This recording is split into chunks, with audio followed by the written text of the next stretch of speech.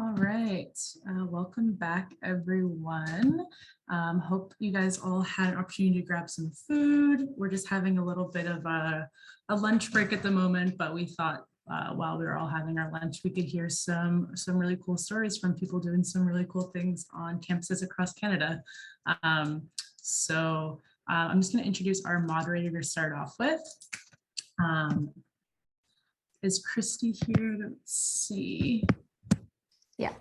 She's here. Oh, perfect. Hi, Christy. Sorry, you're on my next scroll down. No Yeah, worries. perfect. So Christy's our moderator today. So Christy is a multidisciplinary designer and a member of the Youth Food Committee at York Region Food Council.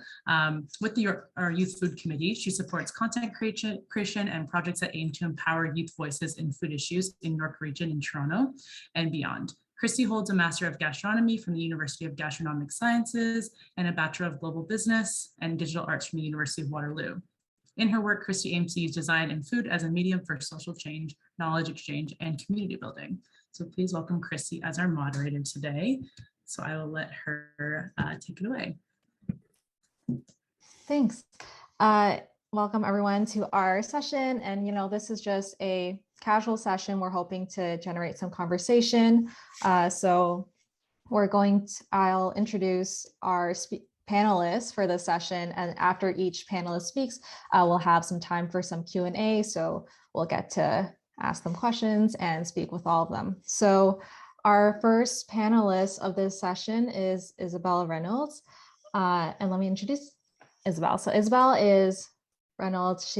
They go by the pronouns they, she, and L, is the outreach coordinator for Food Justice Now, a project by U Calgary Club, Students for Direct Action, which is focused on using mutual aid to build strength and solidarity among students. Isabelle is a second-year law student who is committed to community organizing and access to justice, and whose interests lie in using the law to protect frontline organizers and community members from extractive or oppressive government and industry action. They have been a student organizer for 4 years with roots in anti-austerity advocacy and direct action, and they believe that mutual aid is a necessary foundation of all meaningful systemic change. So Isabelle, take it away with what you have to share with us today. Amazing. Thanks so much, Christy. So my name's Isabelle, my pronouns are they and she, and I'm coming from Mohkinstsis in Treaty 7, which is the homeland of the Blackfoot Confederacy, the Siksika, Kainai, and Piikani First Nations. The Ayatsi Nakota are also signatories to Treaty 7, including the Chiniki, Bearspaw, and Wesley clans, and the Tsuut'ina are the last signatory to the treaty. This region is also home to Métis Nation of Alberta Region 3. And something that our committee has talked about in terms of our organizing is that context of the treaty and kind of the violent history of the intentional ongoing destruction of Indigenous food systems by the federal government and the provincial government. And so, as I believe was said in one of the earlier sessions, food justice is Indigenous food sovereignty, and like those are the same thing. And so when we're advocating for food justice, we are inherently advocating for food sovereignty. I'm going to talk a little bit about the situation on my campus, and then I'll talk about kind of like how the project got started. So obviously, as we know, students are facing extremely high rates of food insecurity. It's like there's like a StatsCan survey saying it's 1 in 8 Canadian households, and then Meal Exchange's 2016 survey showing 2 out of 5 students. That same survey showed that U of C students were sitting at about 36% food insecure, I believe, so like a little bit less than the average. But that was, pre the 2016 recession at Alberta. It was pre the housing crisis, pre UCP government austerity and cuts, and obviously pre-pandemic. So we can probably safely assume that food insecurity is much worse than it was when that survey went around. And also like just our knowledge anecdotally of like student experience on campus supports that. So one of the major problems that like from my perspective about the University of Calgary access to food is that unlike, you know, the U of T or like Dal or some of these other schools, U of C is not really like close to any kind of economic hub in the city. So there's not really anywhere else to go and get food. You're kind of stuck on campus. Your options are like Airmark food meal plan, or whatever corporation can afford to pay rent to the university. So it's not awesome. And so students are kind of like captive consumers to these corporations that aren't really offering accessible food in terms of cost, in terms of vegetarian, especially dietary restrictions such as halal and kosher options. There's like a huge lack of those options on campus. And so there's a lot of students who, you know, your options are Airmark or whatever. And even then, there's a lot of students who like can't eat the majority of the food on campus, like the vast majority of food. Like we've heard of students who will eat like vegetarian pizza as their option, like for like multiple meals a day, multiple days a week. So it's a little bit rough. Another thing is that like the university administration kind of, I would say, stole the meal hall, like the cafeteria contract from the union in this like weird bamboozly thing that happened before I got here. So the union doesn't really have, like students don't have meaningful control over any, like literally any food on campus at all. There's a food bank, but it, again, like it's not super well advertised and a lot of students don't know it's there. And also like, again, it has like kind of the same problems as the other food options, like not a lot of great dietary options and not a lot of culturally appropriate food, stuff like that. So yeah, oh, and also like people have experienced like serious like worker abuse in these businesses, and there's been a lot of like health code violations. So it's like students hate that obviously, but then we like have no other options. So yeah, so that's the background. And so our little committee of Students for Direct Action is called Food Justice Now.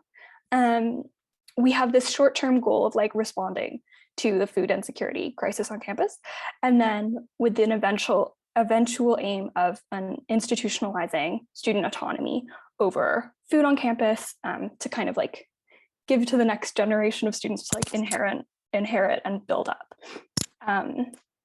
Okay, so my involvement was that I was at King's College in Chebucto, Halifax.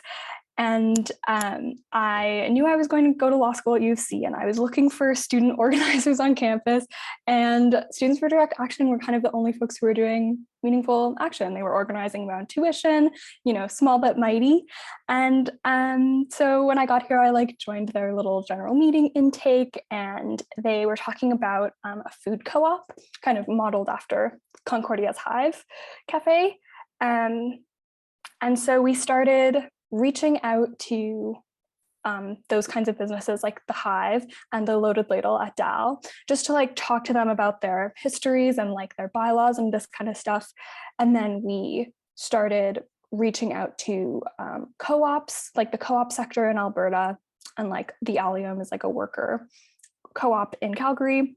We got some of their bylaws, and we started kind of doing feasibility on like what are our steps that we need to take to like make this happen. And we kind of realized that we didn't have a good understanding of what students wanted. And we didn't really have a good understanding of like what food insecurity even looked like on campus, because it like 2016 was the last survey. So we tried to do our own survey. It didn't go super awesome. We didn't get a lot of pick up on the survey, and we didn't get a lot of responses. So we were kind of like, well, we don't feel comfortable like moving forward with this mandate from like a couple hundred students on a campus of 30,000. Like, so we were kind of stuck we were looking at spaces with the university, and like the union and the administrators were kind of like shooting us down. Yeah, and then summer happens, it kind of like dies down, and Michaela is currently now the meal exchange ambassador on my campus. So she started working with the administration, starting to roll out this like national food survey, and we were like, okay, sick, like that we're gonna have some data to work from at least. And because our numbers in the committee were kind of dwindling, and we didn't really have a good grasp on like student needs, and like students weren't really super involved, we were just like, okay, like let's go back to the basics. We're just gonna focus on food insecurity, and we're gonna do some mutual aid. So I went to a meal exchange Youth Rising grant thing. I applied, we got it super fast, and yeah, and then we kind of just like got the money and ran with it, and with like a committee of like 7 people, we launched. Yeah, and that's pretty much it. And like these are just pictures that I thought would be cute for people to see. Of this one on the left is like when we first got the grant approved, and I was like telling a couple other people on the committee that we got the grant approved. I feel like part of like one of the biggest barriers was kind of this lack of support from the union, which we felt was like so heartbreaking. And this kind of over time, another piece about like the University of Calgary campus is like, there's never been a student strike here. Like students have never gone on strike. The government has spent a lot of money and time making sure that we are disempowered. And students feel like really disconnected from each other. And that I think is a really big barrier. Like people don't really feel like they can fight and win. And they kind of feel like all of this kind of like free stuff on campus is just like short term and not going to be there in the long term. And that's kind of the biggest barrier, I think, is like this kind of lack of solidarity among students, this like lack of knowledge that we can fight and win. And so that's kind of what we're moving towards, is this idea that students are strong, and like making people feel that like in their hearts and like in their chests, because I know it from like my experience organizing. And I like really want to instill that in the community on campus. So I feel like that's all I wanted to say about the project. Yeah, and that's the service day when we did our first meal service. Yeah, and then our next one is booked for like a couple weeks from now. So yeah, it's awesome. Super rad. Are there questions about that? Maybe I missed some crucial details, not sure. Yeah, thanks for sharing, Isabelle. So there is a question from Maya. Maya asks, are there any ways that COVID-19 has impacted the availability, selection, or method of delivery for food on campus? Or has the pandemic affected levels of advocacy on your campus? Yeah, 100%. Part of the reason that we didn't start out with mutual aid like a year ago when we first started talking about it was like, it wasn't safe. Like we wouldn't have been able to do this kind of like handing out food situation. And we didn't feel like people would trust us, and we didn't want to put people in that risk. And like that feasibility was super like impossible to imagine out of, like even in terms of just like following COVID guidelines at the time. I mean, it's Alberta, so like they weren't super stringent, but following like safety guidelines to cook, we were just like, it's like not gonna be possible. The union's like approval process for events is like really complicated right now. It involves like everyone signing a waiver. It's just like, it's a lot. And there was a lot of back and forth between like me and Michaela and the union and the administrators, just trying to convince them that we could do this and that it was going to be safe. We ended up like booking a table through the university and then the event through the union, and kind of skirting some of the union's requirements for the waiver, because I was just like, our participants are the volunteers and like everyone else like doesn't count as a participant, so they're not gonna have to sign a waiver, just because we were like, it's just another barrier, and like we're already having people sign up to do contact tracing and stuff anyway. So yeah, the pandemic is definitely impacted our ability to start, but I think now that it's off the ground, we feel a lot more confident for the next one. It's definitely not going to be as stressful, I don't think, because we know what we're doing. We know what steps we have to take. Yeah, and I do also think it's impacted kind of organizing on campus generally. Like, there's a lot of people who are distance learning and a lot of people who like are on campus and then don't feel comfortable going to in-person events. All of our meetings and organizing are on Zoom anyway, so that's kind of a way that we're trying to keep people involved. But yeah, that's a great question. It's definitely a big hurdle. Yeah, and we do have another question. Did you ever have any issue getting kitchen access for students to cook their own meals? So Michaela was working with like an administrator, like a food policy administrator, who gave us access to the football stadium kitchen, which is like apparently part of our campus, so we could use it, and we can use it any day that they don't have a football game. So the Stampeders schedule is very important to our our food project. Yeah, but getting a kitchen was like, that is another major point as well. We didn't want to pay for one because they're so expensive, and like one of our plans was for like people to cook the meals at home and then bring elements and we'll just like combine them there, but that was like not super COVID safe.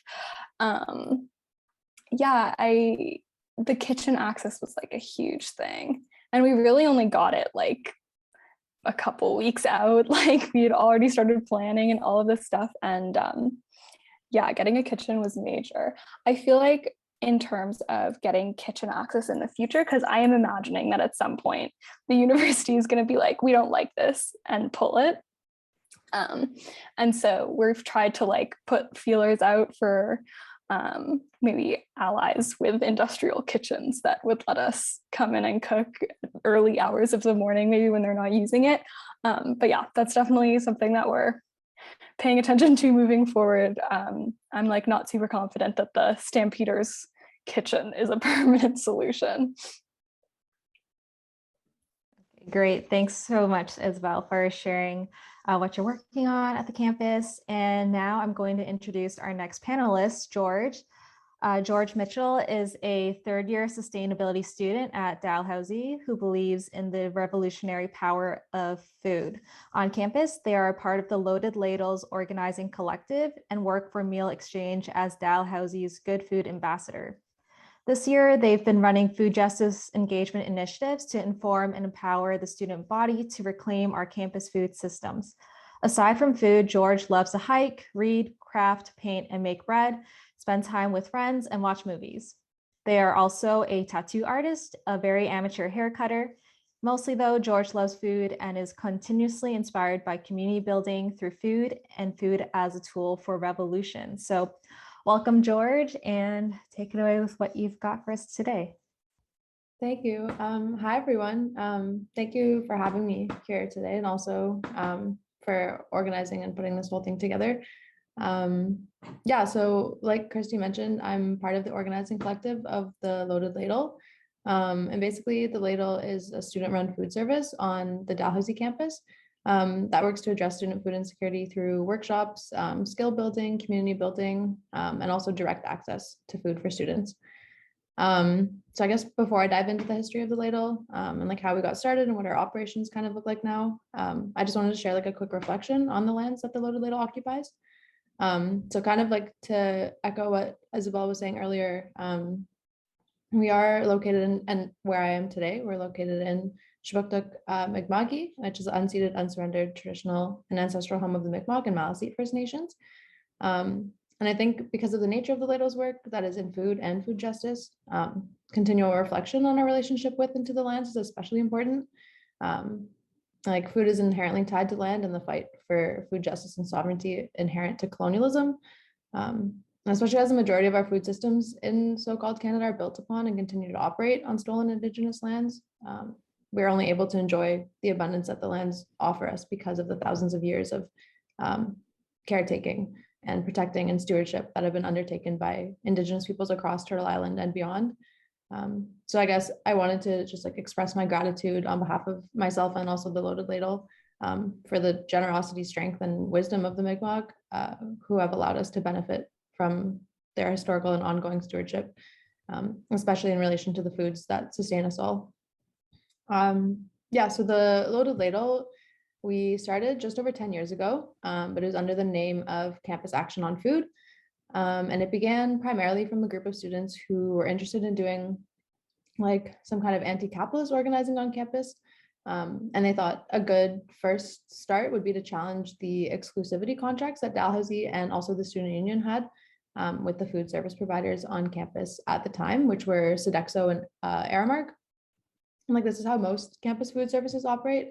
But basically the contracts gave Sodexo and Aramark the exclusive rights to food on campus. So like dining halls, catering, and essentially all other food outlets on campus. And not only was the food being served kind of crappy, but it was also for the most part culturally inappropriate, unaffordable, and the students were not informed of product sourcing and were pretty confident that the foods were not being sustainably harvested. And then not only that, but these major food service providers are giant corporations in the food world and also in the prison industrial complex. So students were kind of questioning like, why is our university supporting this and why are there not allowed to be any other options? So in response, folks mobilized to create alternative, safer options and started to serve some food on campus, doing like guerrilla servings. And at first we were working with like local farmers and restaurants and bakeries to take like their leftover food that would have otherwise gone to waste and then repurposed it to distribute it to students. In the very beginning, they had no money or funding or resources. So servings first started, they were prepared in a kitchen at a women's center that was located nearby the campus. And then most of the cooking equipment we got was from actually like a local ice cream shop that had like more industrial kind of cookware that could be used to make large amounts of food. So they would go into the student union building with like giant containers of soup that they had made and leftover bread from wherever they could salvage. And they served it to students in like leftover yogurt containers.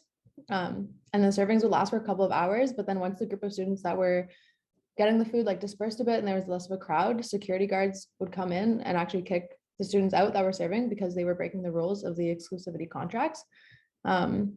And the Women's Center, whose kitchen was being used, got a little bit weary about like losing funding if they were to continue to support these servings that were not like contractually allowed.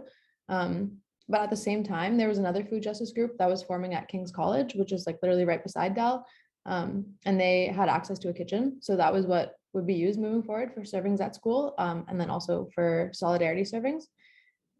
And then as part of a way to like continue to grow the ladle at the time, Campus Action on Food, they built an edible garden in containers on campus, but received a ton of backlash from university admin. Because the admin set out like really strict regulations for the kinds of foods that students were allowed to consume from student-grown food, like kind of under the guise of health and safety for students, which sounds reasonable, but are also probably in place to delay action. So the students that were like kind of at the head of organizing would graduate before the action could actually like take place. So after so much continual resistance from admin, students that were involved in the organizing were definitely starting to feel some burnout. A lot of the students like took smaller course loads because they were focusing most of their energy on mobilizing for food. So there was a push from the folks involved to try to make the movement more sustainable, but without losing the like I guess, like political will and resistance that was at the forefront of the actions.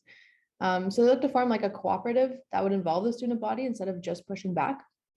And they started negotiating with the student union to try to get a levy from students because they needed money and resources to continue to do what they were doing. So the student union asked for them to make a business plan to put the levy on a referendum to convince them that it would be like a sustainable and long-lasting project.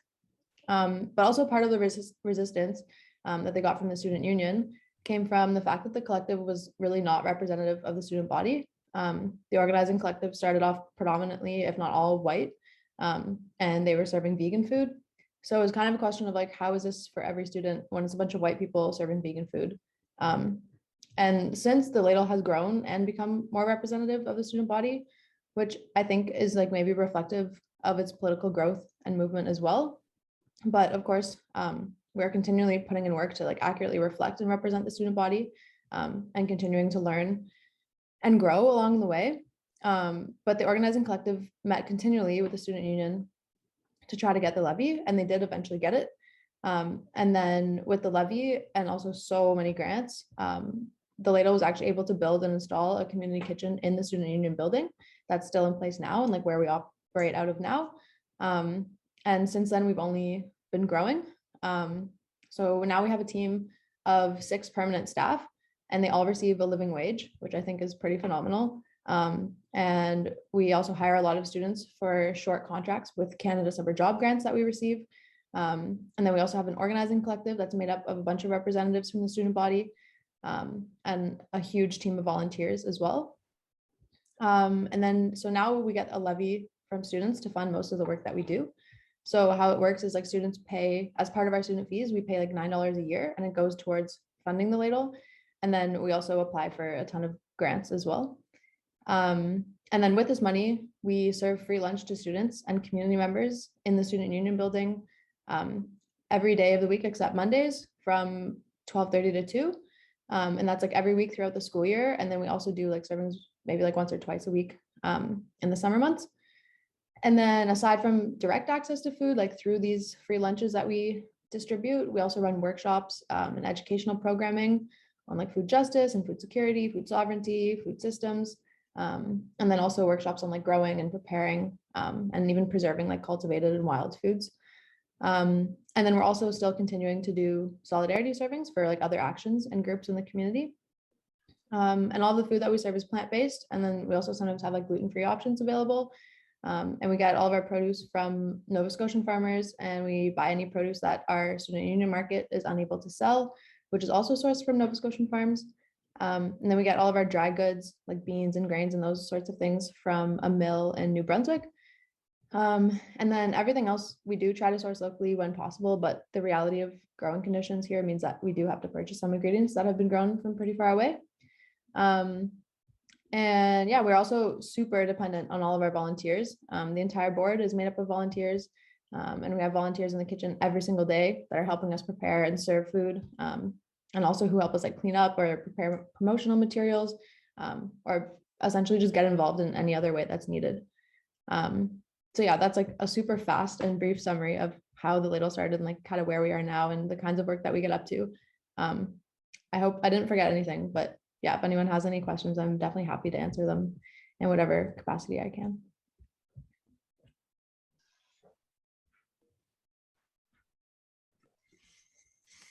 So if anyone has any questions, feel free to pop them into the chat. But George, I have a question for you. Do you have any advice for any students who would want to start a similar initiative on their campus in terms of, you know, pushback from the administration or unions? How can you get past those pushbacks and really drive the action faster so that, you know, you're not waiting for years to get something started? I think like I wasn't there when it kind of first started, but from what I've heard and what people have kind of like passed on, is just like finding a good group of people, that like a good support system, I guess, and like a team of people that are all kind of interested in the same work. And then also just like being persistent, I feel like, and just like at least the work that I've been doing with Meal Exchange, separate from the Loaded Ladle, I was kind of afraid to be like annoying and reach out to people like multiple times, but like it doesn't matter. And I feel like the more you reach out, the more response you'll get back. And like maybe if people get annoyed that you're reaching out, they finally will respond. Yeah. And how does your work with Meal Exchange overlap with your work with the Loaded Ladle? This semester I'm running a series of like food justice workshops, and it's supported by the Loaded Ladle. So they're helping me with like the food servings at the workshops, and also with like promotion, because they have like such a large following on social media, and then also just like are well known in the community as well. And my work with Meal Exchange is mostly to like inform and empower students about our food systems on campus, which is also really similar to the work that the Ladle does. So I'm using kind of both of those resources to engage the student body around food.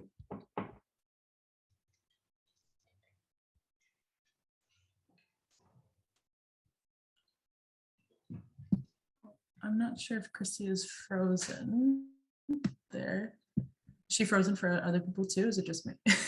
Okay. Okay, maybe her internet needs to connect back. There is just one more question in the chat here, George. How do you maintain and continue the club on campus, like recruiting student volunteers?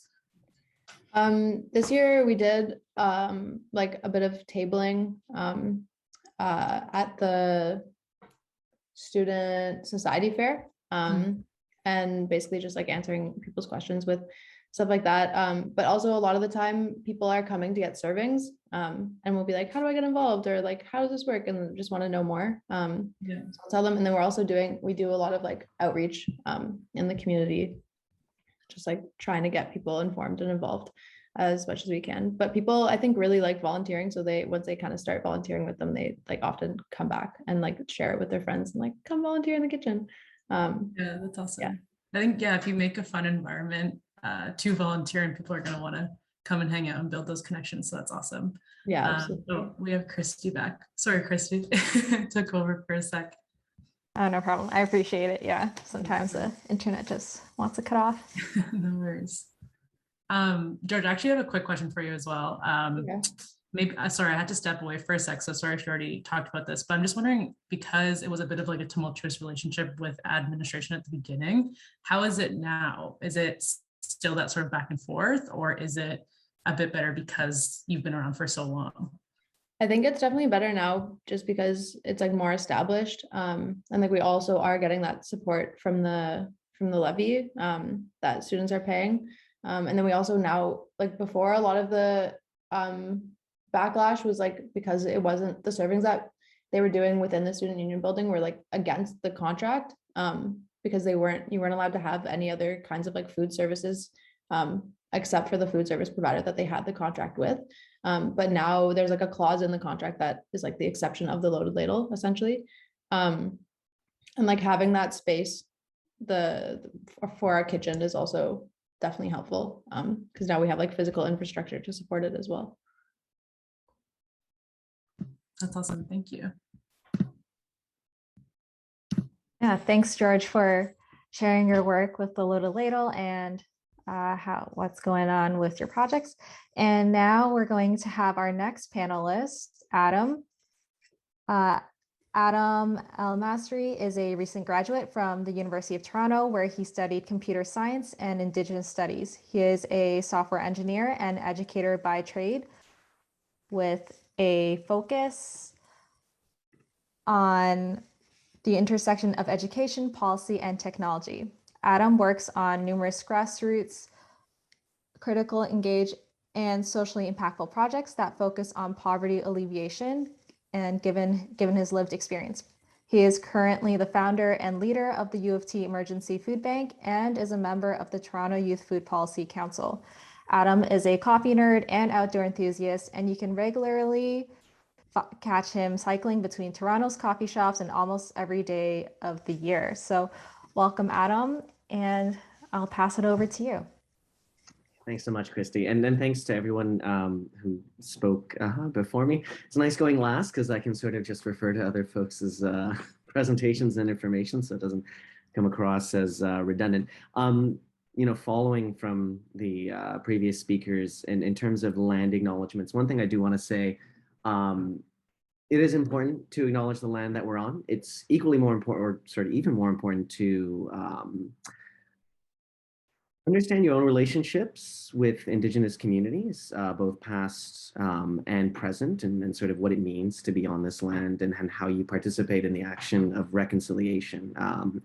So in the city of Toronto, we are obviously on the lands of the Haudenosaunee, the Wendat people, the Chippewa, the Mississaugas of the Credit, the Anishinaabe. What I would maybe suggest to all of you is there are a few actions you could take today to support Indigenous communities that are very simple. Call up your MP, maybe just after this, and ask them to support the raising of the orange flags just before Remembrance Day. Call your MP and tell them that you would like to see the 14-year legal battle for a settlement for child welfare, specifically on First Nations, to be settled in a way that benefits Indigenous peoples. And isn't just a fight for the sake of a fight. Really anything. Call your MP and have them accelerate any barriers or blockers they're putting up for Indigenous communities who are rightfully trying to restore balance in their own communities through reconciliation.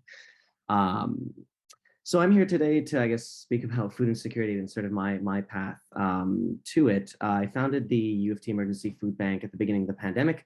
Whenever that was, I've lost track of time. It's been so long. I don't know which lockdown we're on or about to enter. I started it because the University of Toronto Student Union shut down their food bank at the beginning of the pandemic. And the only reason they had was logistically, it wasn't feasible, despite the fact that every other food bank in Toronto and quite literally any other municipality across Canada found a way to put people over process and run safe operations to support those who were well below the poverty line. And if anything, whose situations were worsened by the pandemic and the massive job losses that ensued. We were a group of individuals who were already focused on poverty alleviation projects, research, policy work, civically engaged, grassroots organizing. We cobbled together some funding. We got in touch with some partners like FoodShare, and then we started sending out food boxes. And 1 week turned into a month, turned into a year, and now we're almost at the 2-year mark. And over time, we realized a couple of things. One, everything that Isabelle and George spoke to is a commonality across all campuses. The reality is you are a number at your university. You're not a person. If you read any fiscal reports, if you read any auditor reports, your names are not mentioned. You're a statistical number within an organization that is supposed to be a nonprofit, but frankly operates as a risk-averse for-profit organization. The University of Toronto, for example, just before the pandemic, pulled in a profit of $440 million. So I find it strikingly hard to believe that they can't address things like a mental health crisis, food security crisis, and so on and so forth. And people put up barriers all the time about process and space and so on and so forth. What ends up happening is you get so distracted tackling these what really should be minor issues that any educated individual in a post-secondary institution could address, that you lose sight of the bigger picture. And that's what we try to tackle at the University of Toronto Emergency Food Bank, is the small picture and the big picture. When you think about food security or emergency food relief, or really anything within that domain, there's a spectrum of operators. Some people are on one end where they purely provide emergency food relief and they're constantly focused on keeping those operations running. Where do I get money? Where do I get space? Where do I get food that follows good food principles? How do I engage my community in a way that addresses their needs? On the other side of the spectrum are sort of the advocates and the people who operate at a high level. No relationship to the community, no food boxes distributed, but they are absolutely the experts when it comes to food security policy, poverty alleviation, so on and so forth. Those are research, politicians, advocates. We sit squarely in the middle. We recognize you can't have one without the other. You need an active relationship with the community that you're working with or serving, depending on the term you prefer. And you use that relationship to mobilize these individuals towards systemic change. And this is where I'm going to use a phrase that I hope many of you have heard, and if you haven't, that's okay, but it's nothing about us without us. The reason why I started the food bank is it took me 9 years to complete my undergrad degree. It's extremely expensive, the computer science program at the University of Toronto. U of T, it calls it a deregulated fee program, which puts you in this quote unquote no man's land of financial responsibility between the Ontario government and then the university. And what ends up happening is you have a lot of undignified traumatic experiences when it comes to financing your education and actually accessing it like a normal human being. So I had a lived experience with poverty. Individuals who suffer from food insecurity are also living an experience of poverty, but one that is quite possibly one of the worst because these are individuals who see food, unfortunately, as a discretionary expense. Imagine if tomorrow in your budget, you decided that the water you drink and the air you breathe is something you can sacrifice so you can afford rent or medical costs or tuition to a large institution that could probably support you anyway. It's absolutely a dehumanizing experience, which is why I say these institutions don't necessarily care about you. Bringing it back to nothing about us without us, the reality is we know the solutions to these problems. If we live in a first world country that is an economic powerhouse within the world, or part of a continent that's an economic powerhouse, there are no excuses for us allowing people to languish in poverty, whether that's homelessness or food insecurity. The reality is those who sit in seats of power don't look anything like us. They don't have any of the same lived experiences, yet they take critical decisions on a daily basis in terms of what's best for us without actually involving us. This is true whether you're talking about the governing structure of a university, the governing committee of a student union, a city council, a provincial government, or a federal government. I find it quite disgusting and jarring that we need to advocate. We live in a democracy where ideally we vote people in power who are supposed to represent our best interests, and you assume they would be proactive in doing so. But the fact of the matter is just a lot of avoidance of risk. It's a lot of folks who want to hold on to power, who want to hold on to seats that benefit them or folks around them. And a lot of what's happening is placation, tokenism, and just kind of giving the rest of us the bare minimum so that way we vote them in the next time around. And so that's kind of the future of the U of T Emergency Food Bank, is to take the individuals who are part of the community, the PhDs who email me and say a $25 gift card is the difference between him being able to feed himself and his wife or not. A PhD in one of the world's most prestigious institutions asking for a $25 gift card. If you don't see what's wrong with that picture, then that's troubling. So we're trying to work on campaigning and advocacy that will hopefully drive a lot of discomfort within these institutions and really sort of put it out on the forefront that they can help us, they should help us. We have the world's foremost experts when it comes to tackling various issues around food insecurity and poverty. We just need people who are A, courageous and willing to take action if they don't have lived experience, or B, have lived experience. Because it's very hard to turn your back on your past and people who are living that in the present. I can say that for a fact. I graduated a little while ago. I don't think I can walk away from this organization until I know for a fact the momentum is moving along quite well, and we are driving real systemic change. I don't have much to say beyond that. A lot of these sort of conversations, I do try to talk about power because I think it's really important to hold these individuals accountable. I would recommend all of you, regardless of what type of initiative you're starting, think about what it means to drive sort of low-level immediate impact, but think strategically about what it means to drive a longer-term change over 5 or 10 years, and think very carefully about power. There are all sorts of frameworks you can use. The impact gap canvas, which is a great way of understanding what issues exist in the current domain at present in terms of what are the problems, what are the solutions, what's the gap in the middle. You can look at the theory of change as a framework to sort of understand how, again, more immediate interventions lead to longer term strategic impact. And there's also, oh, I can't remember it for the outcome mapping. That's what it's called. I would recommend using all three in conjunction. Outcome mapping is one of the most interesting ones because it forces you to ask yourself who actually holds the keys to the castle, and who actually owns the power to drive the change that you're looking for, and how do you influence them by influencing other stakeholders around them. So that's also a tactic we use at the University of Toronto. If we can't get a meeting with the Office of the Vice Provost, we talk to everyone else who's going to be at that table. We get them to get us a meeting, and it does work. I'm not going to say they're necessarily an ally. They have provided us funding in the past, but not without a lot of jumping through hoops, trying to overcome or dismantle arbitrary barriers. So yeah, think about power, think about long-term impact, think about what people around you are doing, see how you can align yourselves with them. Don't reinvent the wheel, and try to take meaningful action that will set people up for the future.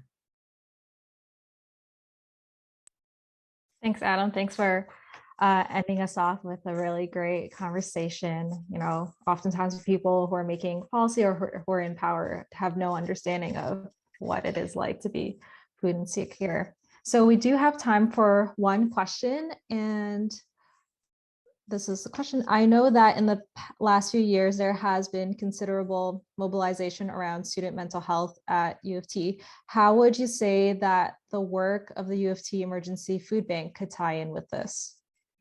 Yeah, I mean, we've had various folks reach out to us to run surveys or initiatives that kind of correlate student mental health and food insecurity. The fact of the matter is, if you are beneath the poverty line one way or another, your physical, emotional, and spiritual and mental well-being are at massive risk. I could not focus on my studies for a second when I had no idea how I was going to pay rent for the next 8 months and what sort of scheme I'd have to pull to avoid paying tuition so I could pay my landlord and not get kicked out. So they're clearly intertwined. And food insecurity is obviously something that can lead to languishing mental health, if not mental illness. There are some interesting relationships in terms of this idea of discomfort and risk aversion. And I do, you know, the bit of a trigger warning here. We are going to be talking about mental health. For those who don't know, the University of Toronto has been and will continue to go through a mental health crisis for as long as they don't do anything. A mental health crisis that became public due to very public suicides on campus. Now, this crisis long existed before those suicides, but the unfortunate reality is it was those devastating events on campus that enabled and empowered students to sort of force a public conversation with the university because they could no longer hide. That's not something you can bury under the table. And trust me, universities bury a lot. As a union organizer, it's just disgusting the things they try to litigate their way out of or settle in a legal manner. There is a relationship around exposing the failings of an institution and using that to get what you need. And this is what I mean by being very strategic and politically oriented. Unfortunately, it takes a crisis or a calamity or something hitting a tipping point for someone to take action. And knowledge is not action. Students starving or students dying by suicide is not enough to push these institutions. It then requires people who are showing up to a Saturday event like this to mobilize, to organize, to write letters, and to expose their sins in the public, and to twist their arms into getting something done that is effective. So that's really the bigger relationship in terms of driving larger social change. Okay, great. Thanks, Adam. So I'd like to thank Isabelle, George, and Adam for sharing about their projects today, and speaking with us, and perhaps sharing with all the other students advice on how they can start their own campus initiative or push forward with their campus initiative. And one common thing that did come about that I heard from all three of you was, the importance of making connections to, push through those barriers that like administration or student unions push back on, and so that you can move forward with your actions. And this is just a quick plug for the Youth Food Committee, but there are also other local youth food committees around Canada or in your area. So those could be a great connection for you to make. And it's always great to have people to support your work and to have other people help you with resources or sharing ideas. So your local youth food committees are always a great way, another great resource group. And if there isn't one, maybe you can think about starting one, because there's definitely more than one person than yourself in your area that is looking to make some changes in social and food issues. And with that, thank you everyone for joining us on this discussion today. That's awesome, Christy. Thank you. Thank you, Adam. Thank you, Isabel. Thank you, George. This was really a very crucial session that we had. We are talking about advocacy and we talk about policy, but it's great to hear firsthand on what you're dealing with and what you've done. So thank you very much. So we are 5 minutes away from our next session, and the next session is focused on federal policies. We have two amazing speakers who I'm going to chat with.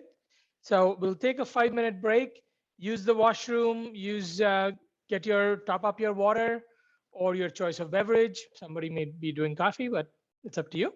I know Adam will do coffee because that's his favorite thing to do. We will see you twice this morning, Suman. That's it. Come on.